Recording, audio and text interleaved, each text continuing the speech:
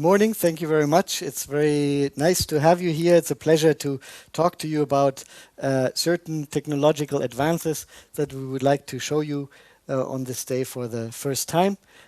We'd like to introduce to you speech translation technologies that we hope will finally make language barriers between people go away or fade into the background. Before we begin to show you what's new today in Menschen weit entfernt oder in den Hintergrund.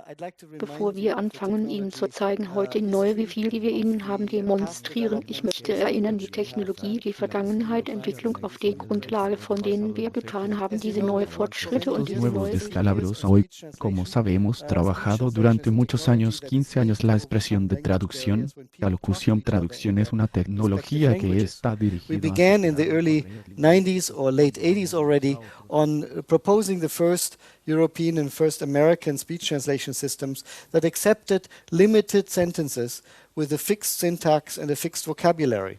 They were a first demonstration that it is possible to translate between languages, but they required that people would stick to a particular vocabulary and a particular speaking style. That is, of course, in practice not acceptable, even though it showed feasibility. Práctica aceptable, aunque mostrado factibilidad. Tuvimos que tratar los problemas de la expresión espontánea cuando gente habla libremente con disfluencias, interrupciones y vacilaciones.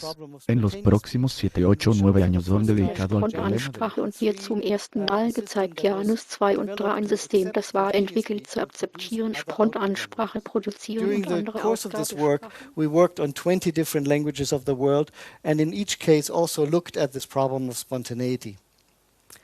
Many projects were funded, many similar projects were done during this time, and in the end I think it is possible now to show systems that accept spontaneous speech.